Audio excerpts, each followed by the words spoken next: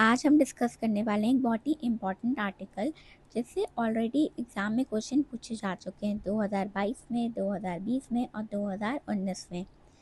ये article publish हुआ था इंडियन एक्सप्रेस में आज 4 जून को। इसमें 3 जून लिखा हुआ है, लेकिन ये 4 जून जो इंडियन एक्सप्रेस का एडिटोरियल आया है इकोनॉमिक्स पेज में, वहाँ पे ये आर्टिकल पब्लिश हुआ है। ये आर्टिकल डील करता है बेसिकली बहुत सारे इम्पॉर्टेंट कॉन्सेप्ट से।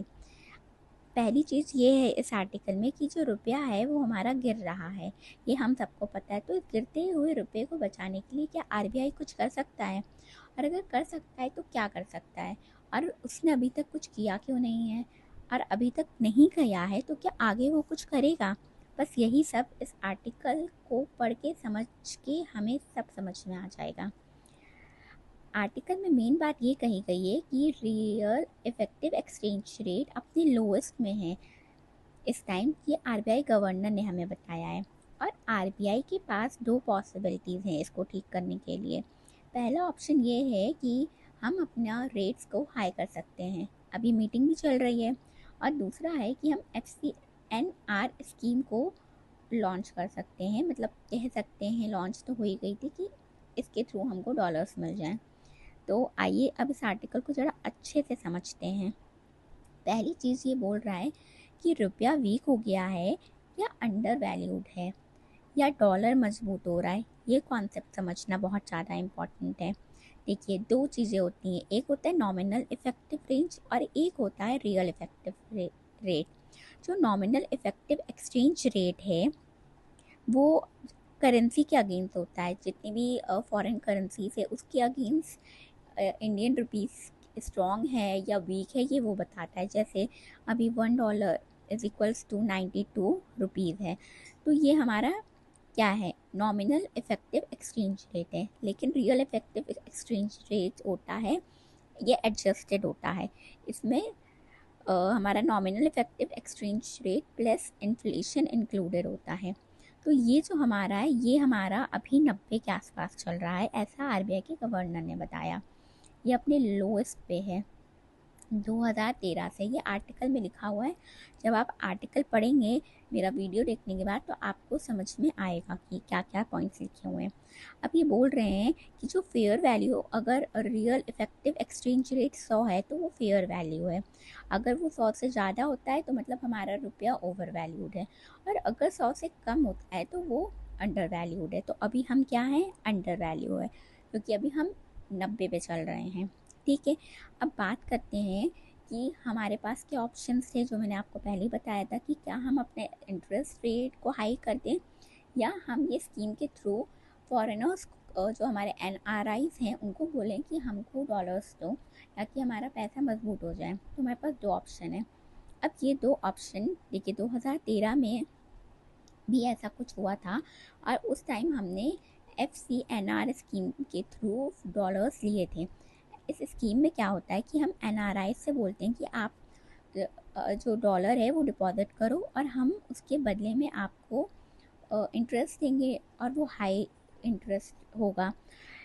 ठीक है, वो उस टाइम हमने करा था, लेकिन अभी हम उस चीज़ को कर सकते हैं कि नहीं कर सकते हैं, ये देखने वाली बात है। एक होता है ओवर शूटिंग और एक होता है स्ट्रक्चरल चेंज। अब उस टाइम क्या था कि वो टेम्परेरी पैनिक था। जो USA था वहाँ पे इन्फ्लेशन बहुत ज़्यादा हाई था और इंटरेस्ट रेट ऑलमोस्ट ज़ीरो के बराबर था। तो हमारा पैसा थोड़ा सा वीक हुआ था, तो हमने FCNR के थ्रू पैसा उठाया था और हमारा पैसा मजबूत हो गया था। लेकिन क्यों हुआ था, क्योंकि वो एक टेम्परेरी शूट आउट था, कोई स्ट्रक्चरल चेंज नहीं था। आज के टाइम पे ये स्ट्रक्चरल चेंज है। डॉलर नेचुरली स्ट्रॉन्ग हो रहा है, ना कि हमारा पैसा वीक हो रहा है।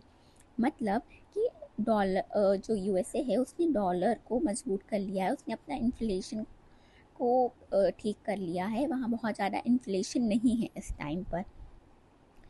और अगर हम मतलब अगर हम ये वाला ऑप्शन चूज़ करते हैं, इंटरेस्ट रेट को हाई कर लेते हैं, इंटरेस्ट रेट हाई करके क्या होगा, FDI और FPI आएंगे। और वो कब आएंगे, जब इंडिया में रेट्स अट्रैक्टिव होंगे। पर इस टाइम ऑलरेडी USA में रेट्स बहुत ही ज़्यादा अट्रैक्टिव हैं। जैसा कि मैंने कहा कि एक स्ट्रक्चरल चेंज है, टेम्परेरी नहीं है। तो इस टाइम रुपये को बचाने की कोशिश करना is just a waste of time.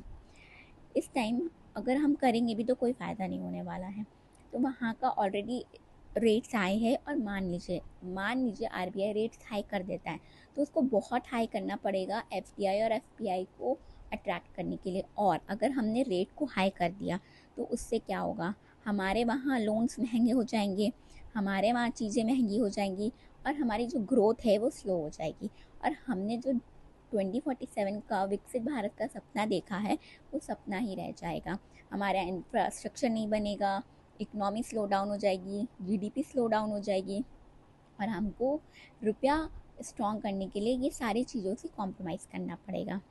अब इसी का एक कॉन्सेप्ट है जो ये है द इम्पॉसिबल ट्रिनिटी। इसमें कहते हैं कि 3 चीज़ें होती हैं। एक कैपिटल इनफ्लो होता है, मतलब एफडीआई और एफपीआई अपनी मर्ज़ी से आए आ जाए, हमें उन्हें आर्टिफिशियली अट्रैक्ट या मैनिपुलेट करने की ज़रूरत नहीं है। दूसरा एक स्टेबल एक्सचेंज रेट, रुपया अपनी मर्ज़ी से वीक हो और रुपया अपनी मर्ज़ी से गिरे। और एक होता है कि आरबीआई अपनी मर्ज़ी से रेट्स को हाई या कम करे। ठीक है, अब हमको ये तीनों चीज़ें एक साथ नहीं हो सकती हैं, कोई 2 चीज़ें हमेशा साथ में होती हैं, ये रूल कहता है। तो हमने क्या चूज़ किया कि एफडीआई एफपीआई अपनी मर्ज़ी से आए जाए, और हम अपनी मर्ज़ी से रेट्स को हाई या कम करेंगे।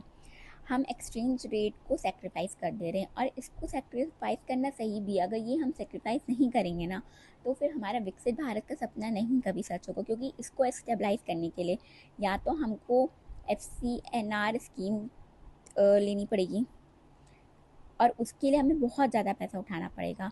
उस टाइम तो बहुत कम पैसे में हो गया था, अब उसका डबल या ट्रिपल पैसा हमें उठाना पड़ेगा, उसका हमको फिर बाद में इंटरेस्ट देना पड़ेगा।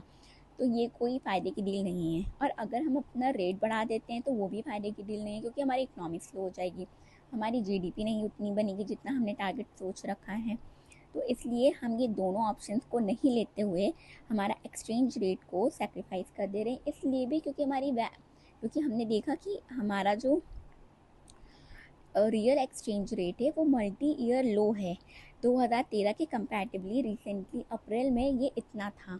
तो हमको अभी इतनी नीड नहीं है कि हम उसको पैसे को मजबूत करने के लिए ज़बरदस्ती की कोशिश करें। उससे ज़्यादा ज़रूरी है कि हम अपने देश में देखें कि वो हमारे वहाँ की इकनॉमी स्ट्रॉन्ग हो, इंफ्रास्ट्रक्चर बिल्डअप हो, उस पर फोकस करने की ज़्यादा नीड है। तो आई होप आपको ये समझ में आया हो। ये सारी बातें मैंने समझा दी हैं।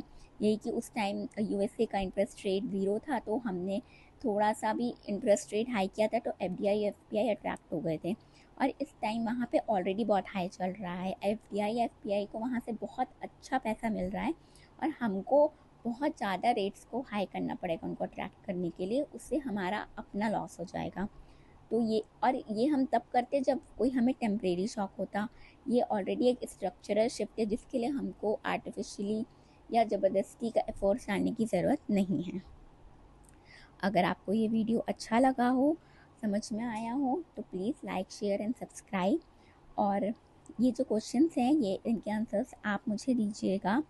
बाद में मैं PYQ सीरीज़ लेके आऊँगी, तो उसमें मैं ये सारे क्वेश्चंस को डिस्कस करूँगी। Thank you.